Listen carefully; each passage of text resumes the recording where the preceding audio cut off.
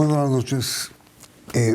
Uno de los hombres que más intervino en la redacción de algunos de los apartes del acuerdo final sobre la paz fue el ex magistrado de la Corte Constitucional, Juan Carlos Henao, hoy rector de la Universidad Externado de Colombia, y posiblemente es una de las personas que conoce en detalle el acuerdo sobre la paz.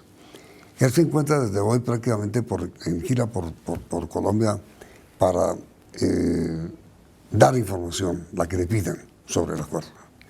Hoy está en la ciudad de Medellín, en donde dictó ante la Pontificia Bolivariana una conferencia sobre la justicia transicional, mitos y realidades, porque parecería que este es el tema que más inquieta a la opinión pública. El doctor Henao estará mañana dictando otra conferencia en la reunión de gobernadores que hay en la ciudad de Bucaramanga. Mi querido rector, muy buenas noches. ¿En qué consistió básicamente la exposición que usted hizo hoy sobre las realidades y mitos de la justicia transicional para los exguerrilleros? Bueno, apreciado Yamid, muchas gracias de nuevo por esta invitación. Me honra estar con la importante y gran audiencia que usted tiene en el país. Esta conferencia básicamente tiene dos partes. Una primera parte que busca encontrarle un fundamento, digamos, teórico que se pueda dar al tema de la paz, una especie de fundamento filosófico al tema de la justicia transicional.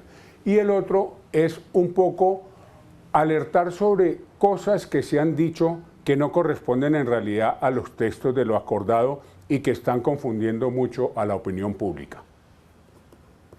Entonces, digamos, doctor Henao, primero, ¿cuáles son los mitos que se han dicho que no son ciertas sobre el acuerdo y la justicia transicional?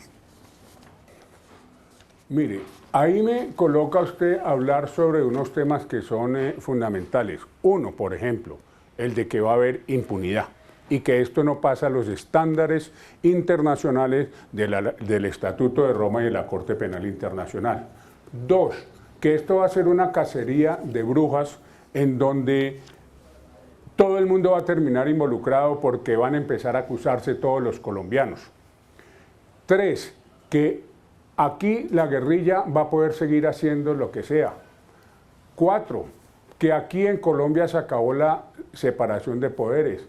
Cinco, que esto se convirtió en el castrochavismo. Entonces todos esos puntos son puntos que uno en una discusión serena, con tranquilidad, uno puede decir, miren, eso no es así. Eso no quita que sigan pensando lo que quiera todos los que quieran, pero por lo menos uno poder explicar en detalle, y eso es lo que yo estoy haciendo en auditorios diversos en Colombia, para que haya una discusión y haya una posibilidad de que la íntima convicción que cada uno de nosotros vamos a tener que tener en el momento del voto sea una íntima convicción lo más enriquecida posible.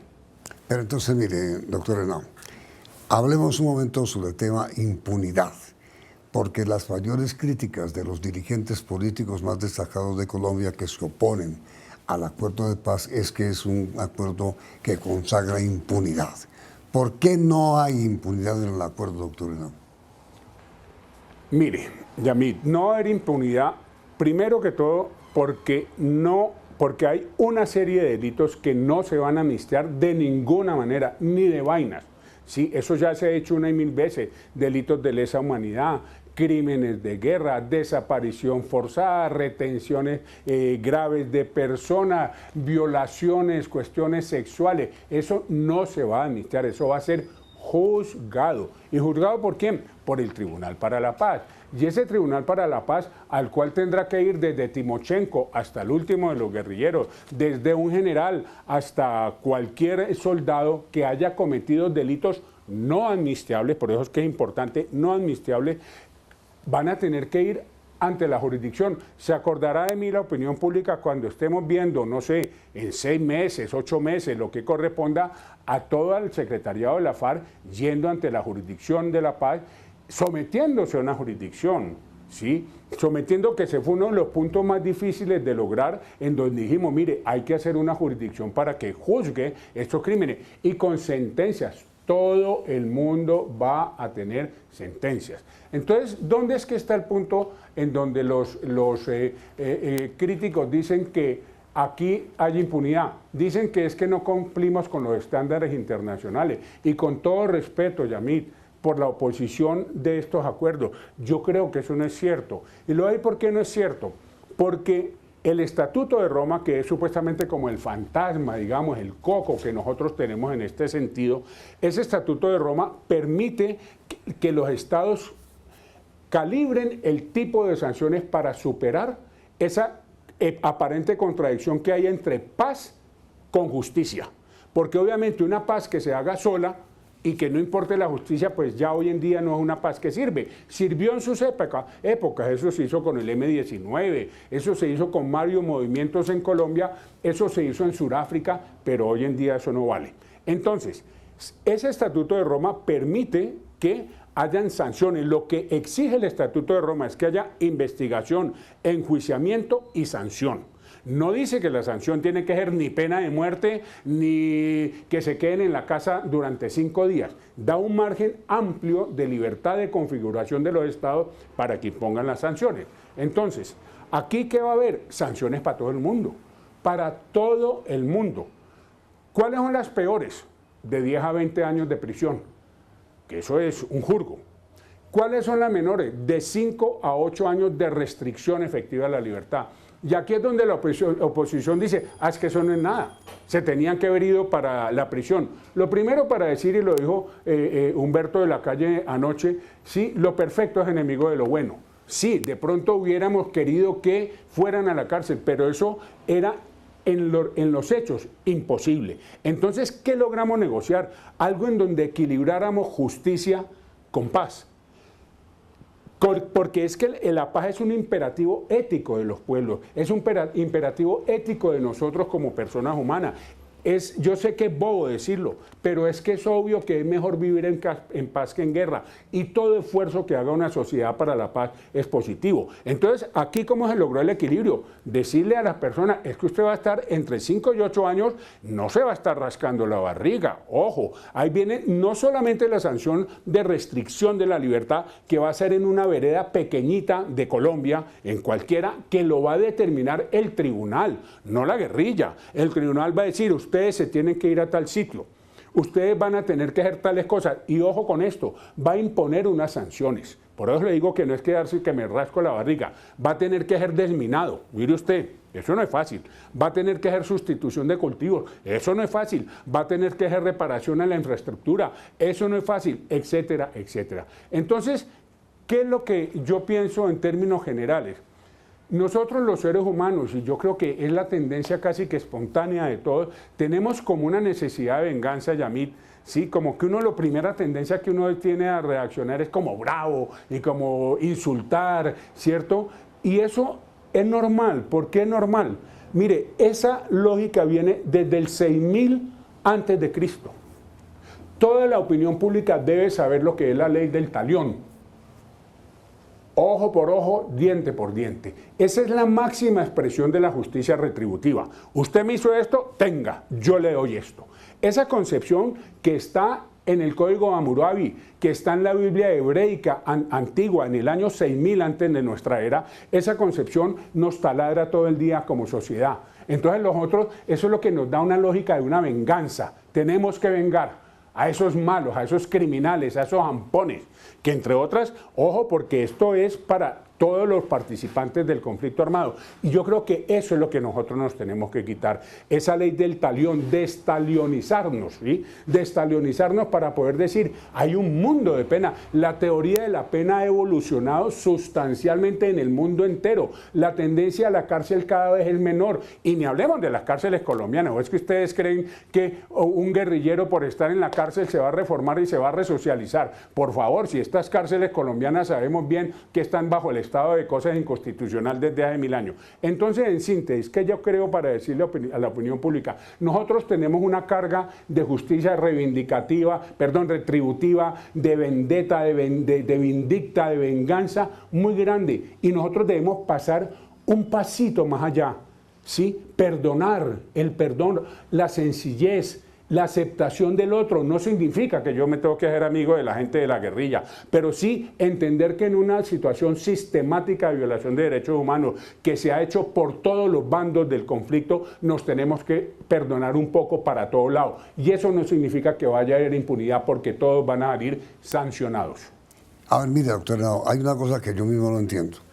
¿Quiénes van a ser dentro de las ex-FARC protegidos por la amnistía, y quién decide eso, y quiénes van a ser juzgados? No entiendo. No, eso es sencillo, Yamil, le juro que eso está en el texto. Mire, ¿quiénes van a ser juzgados? Los que tienen delitos no amnistiables. ¿Y cuáles son los delitos no amnistiables? Los que ya le mencioné, los crímenes de guerra de la humanidad, lesa humanidad, crímenes de guerra, etcétera. Eso no se va a amnistiar. ¿Qué se va a amnistiar? Por ejemplo, mientras sale la ley de amnistía, que ese fue otro punto muy lindo de la negociación, es que la guerrilla aceptó. Hay que reconocer que la guerrilla también hizo aceptaciones. Mire, la guerrilla empezó hablando de una constituyente. ¿Va a haber constituyente? Pues no va a haber constituyente, ¿sí? La guerrilla empezó diciendo que tenían que haber tal tipo de sanciones. Tampoco va a haber tal tipo de sanciones, que ellos no querían tener ningún tipo de sanciones. Entonces va a haber. Entonces, ¿cuál va a ser la lógica aquí? La lógica va a ser que la guerrilla va a ir ante esta Jurisdicción Especial para la Paz, y en ese momento incurrirán las sanciones. ¿Quiénes? Quienes no estén con delitos amnistiables. Los demás podrán estar amnistiados. Por ejemplo, quienes tengan delito de rebelión, de porte ilegal de armas, de porte ilegal de prendas de uso privativo de las fuerzas militares. Obviamente eso será amnistiable, lo otro no. No, pero es que hay una cosa que no entiendo, es esto, con todo respeto, doctor Henao.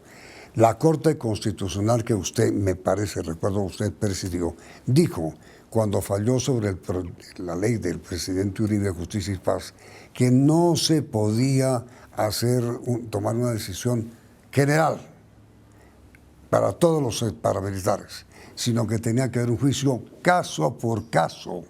Serán 11.000 paramilitares, eso es totalmente irrealizable. ¿Va a pasar lo mismo con los guerrilleros de las FARC ahora? Respuesta, sí, señor. ¿Por qué va a pasar? Porque los que serían amnistiables, ¿sí? Eso, hay una sala de indulto en el tribunal que va a estudiar caso por caso. Y los que no son amnistiables, pues esos son los que se van a tener que someter a decir la verdad ante la Comisión de Verdad y Responsabilidad, ¿cierto? Y si no dicen la verdad, son los que se van a ir para la cárcel durante 15, 20 años. Entonces, toda persona va a tener una condena y una decisión de su situación jurídica. Digamos, esto no es masivo, no es que sea todos los guerrilleros tal cosa, no, obviamente va a ser caso por caso. Pero entonces, ¿cuánto tiempo calcula usted que va a durar, va a permanecer, va a trabajar el Tribunal para la Paz? Mire, yo le calculo, esos tiempos no están precisos, pero yo creo que fácilmente en unos 4 años puede estar terminando su trabajo. ¿Por qué le digo esto? Van a llegarle un mundo de noticias criminales que se llaman, de acusaciones, de investigaciones penales, que dicen que son más o menos 150.000. Imagine usted, 150.000, que nosotros tuvimos la previsión de no decir que se tenían que mandar los expedientes y papel por papel. No, la gran labor que está haciendo en este momento la Fiscalía General de la Nación, que ya lo viene haciendo desde hace algún tiempo, es organizar ese mundo de 150.000 noticias criminales, organizársela el paquetico, que es enorme, para dárselo a la Jurisdicción Especial, organizado como por prioridad de delitos, por personas que han cometido los delitos. Entonces, eso va a facilitar mucho el trabajo de la Sala de Reconocimiento de Verdad y Responsabilidad, que es la que va a recibir la pelota grande. En esa sala, ¿qué se va a hacer? Ahí es donde se va a empezar a llamar a uno por uno. Venga para acá. mire lo que yo tengo de usted, tengo que usted estuvo en tales cosas, mire que tiene 4 condenas, mire que no sé qué cosa, las condenas son por esta, las investigaciones son por esto, dígame usted qué sabe eso. Y aquí viene una frase que nos encanta a los abogados, que es lo propio de todo testimonio. Usted está bajo la gravedad del juramento y por tanto tiene que decir la verdad, toda la verdad y nada más que la verdad. Porque si no la dice, acuerde usted, se va para la cárcel, ¿sí? Entonces mire que finalmente todos los actores del conflicto van a tener una sentencia o una decisión jurídica de su situación particular. Pero entonces, doctor Henao, ¿qué va a pasar con los 6.000 o 8.000 miembros de la FARC mientras el Tribunal de Paz falla su situación? ¿Qué va a pasar? Pues que van a estar en las zonas. Van a estar en las zonas y de ahí no se van a poder mover hasta que lleguen a manos del tribunal, y ya el tribunal podrá decidir a dónde es que van a tenerse que quedar.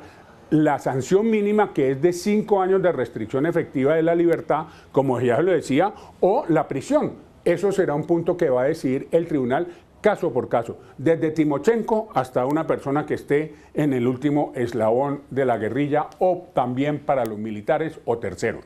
Ahora, mire, doctor Henao, inmediatamente después de comerciales hablemos de los 2 grandes impugnadores, 3 hay. 2 grandes impugnadores de Colombia y uno en el exterior del acuerdo de paz. El presidente Uribe ha dicho que es la consagración de la impunidad. El presidente Pastrana ha dicho que es un golpe de Estado a la Constitución. Y Human Rights Watch, con el señor Vivanco a la cabeza del exterior, ha dicho que es un acuerdo totalmente inadmisible. Su posición, inmediatamente después de comerciales.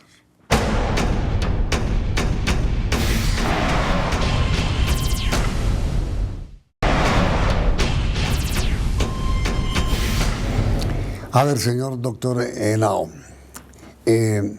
¿cuáles son las respuestas que usted daría a las críticas que ha hecho el señor expresidente Uribe sobre el acuerdo de paz?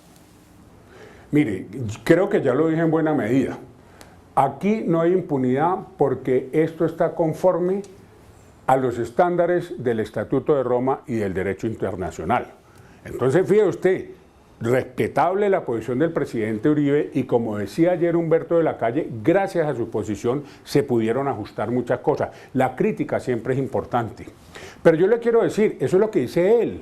Mire lo que dice Obama, mire lo que dice el Papa, mire lo que dice la Comunidad Europea, mire lo que dice la Merkel, mire lo que dice hasta Maduro, mire lo que dice todo el mundo. Entonces, yo no creo que los gringos o los europeos o los países latinoamericanos se fueran a poner a aprobar un proyecto tan importante para un país si el proyecto fuera inaceptable y no fuera vendible. Es que este proyecto ya está vendido en gran parte de la población colombiana, ojo con eso, porque creo que los sondeos van mostrando que por el momento está empezando ya a formarse una mayoría, pero sobre todo ha sido aceptado por toda la comunidad internacional. Es que no ha habido un país que haya dicho que no a este acuerdo. Entonces, por respetable que sea la posición del doctor Uribe, yo creo que él juega precisamente con esa lógica de la ley del talión.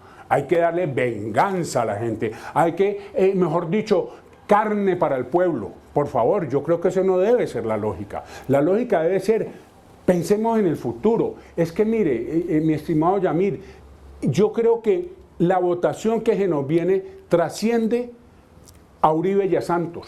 Uribe y Santos son una coyuntura de la historia de este país. La votación no es una coyuntura, la votación va a mostrar el futuro de nuestros hijos y de nuestros nietos. En esa época ya no vamos a existir nosotros, esta generación ya no va a estar Santos, ya no va a estar Uribe. Entonces, desanticicemos y desuribicemos esta problemática nacional. Porque es que se ha vuelto como una vena de odios. Es que usted está con Uribe, usted está con Santos. Hombre, reflexionemos en otro nivel. Y si en ese otro nivel yo sigo diciendo, no estoy de acuerdo con la paz, listo, mano. Vote en contra de la paz. Pues no en contra de la paz porque además suena peyorativo. Vote en contra de este acuerdo concreto, que fue el mejor acuerdo que se pudo hacer con una guerrilla que no está vencida. Entonces, ahí yo qué le diría. Creo que al presidente Uribe lo que habría que decirle es, Quitémonos la ley del talión de la cabeza. Hay muchas otras formas de sanciones que son aceptadas, no quiero repetir lo que ya dije, por la comunidad internacional, pero pues que él no las acepta. Como tampoco, y en esto paso al tercer punto, las acepta Vivanco. Es que Vivanco tiene una postura radical. Creo que es realmente casi que la única ONG que no está de acuerdo con este texto de justicia transicional. Las demás, desde de justicia aquí en Colombia, un mundo de ONGs europeas de toda parte del mundo están estudiando. Mire, le digo, hay un artículo de Ruthie Teitel, por favor que se lo lean, en un libro del Externado de Colombia, en donde esa señora que fue la inventora del concepto justicia transicional, escribió un libro que se llama, perdón por mi inglesito calentano, Transitional Justice, en el año 2000, y ella habló del concepto de justicia transicional. Esa señora ya estudió este documento que tanto problema le genera a Vivanco y al senador Uribe, y ella dijo que tenía conformidad con las normas nacionales, convencionales y con las normas internacionales. Entonces yo creo que la lógica es salirnos de esa necesidad de la venganza, del castigo extremo. Aquí va a haber castigo, aquí va a haber sanciones, pero no pidamos pues que tengan que irse para la cárcel o extraditados cuando ni siquiera han sido vencidos. Es que sería apenas normal, si yo me pongo en el pellejo de Timochenko y Iván Márquez, yo dije, ¿qué? ¿Me voy a ir para la cárcel ahorita? Si lo que yo quiero es hacer un movimiento político, que es el objetivo que va a ponerle mucho interés a la política colombiana. Yo creo que este acuerdo es sano. ¿Por qué? Porque es un acuerdo de democracia incluyente. Aquí cabemos todos y la forma de solucionar los problemas no son las balas, sino los discursos. Y señor doctor Henao, las críticas del doctor Pastrana, del presidente Pastrana, en el sentido de que es un golpe de Estado a la Constitución.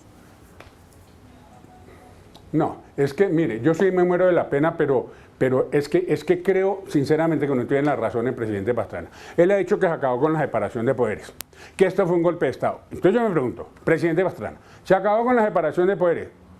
Por favor, y entonces todos los desarrollos legislativos que va a tener que hacer el Congreso de la República, ¿eso que acabó el Congreso o qué? Pues no, me muero de la pena, pero no, usted no puede decir que se acabó la separación de poderes, porque va a haber el Congreso funcionando igualitico, como está funcionando actualmente, como van a aprobar lo del plebiscito. Si se hubiera acabado el Congreso, imagine, ¿se acabó el Poder Judicial?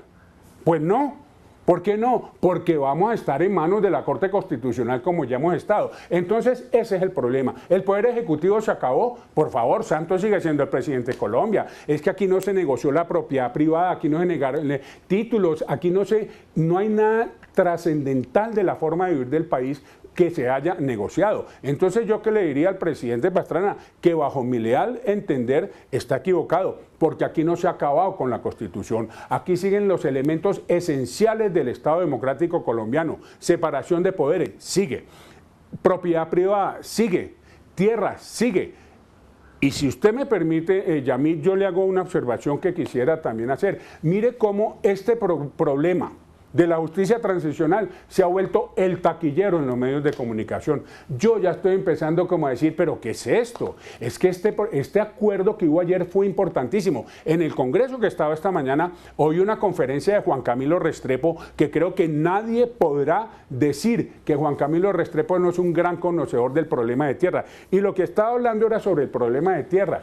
El primer punto de acuerdo es sobre el tema de tierra, que es el tema que origina la violencia en este país. Y miren las cifras que le voy a dar de millones de hectáreas que están implicadas por la violencia en Colombia. 6 millones de hectáreas. Ojo, oyentes, ojo, 6 millones de hectáreas, esta mañana lo oí, están afectadas por el conflicto armado. 2 despojadas por acaparamiento violento y 4 millones no despojadas, sino abandonadas por temores de la gente de vivir en esos sitios. Estamos hablando de 6 millones de hectáreas, estamos hablando de una deuda que tenemos con el campo nosotros los citadinos, estamos hablando de unas desigualdades profundas en el campo. Si esta es la oportunidad, con la FARC o sin la FARC, porque eso lo dijo el presidente Santos, de mejorarle la situación al campo, ¿por qué no lo hacemos? ¿Quién discute? ¿Quién está hablando de ese tema? Nadie.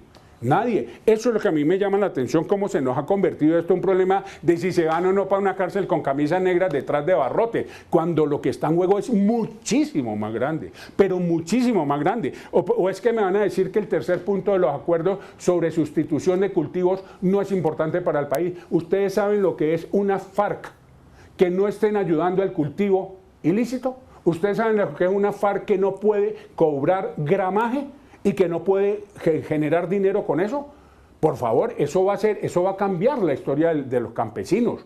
Entonces, se nos está reduciendo a que si se van para la cárcel con camisas negras y blancas o no. Y yo creo que, por favor, para que tengamos un contexto más amplio, para formarnos una íntima convicción, no solamente lo de la justicia transicional, que yo creo que quedó bien armado, y debate daré a quien me invite a dar un debate sobre este punto. Pero además no nos quedemos solo en la justicia transicional, es que esto tiene mucho más que ver, todo el tema de víctima, todo el tema del desarrollo integral, todo el tema de la participación en política, porque ese es el objetivo, que la guerrilla se pase a la política. Ahora mire, finalmente, doctor Henao, la parte con la que termina siempre su reportaje. Yo digo una palabra, esta vez voy a dar un solo nombre y usted da una sola palabra.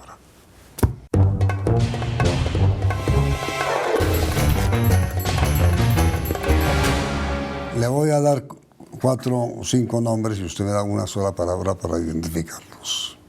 Santos. Perseverancia. Timochenko. Negociador. Pastrana. Opositor. Uribe. Opositor. Gaviria. Explicador. Vivanco. Radical. Henao. Usted. No sé. Profesor. mi querido doctor Carlos, muchísimas gracias. Muy amable por haber aceptado esta invitación. La pregunta para nuestros televidentes. ¿Están ustedes de acuerdo, en general, con la posición que acaba de expresar el doctor Henao? ¿Sí o no? Vienen las noticias del día en la emisión central del noticiero CMI. El resultado del sondeo saldrá al final de la emisión.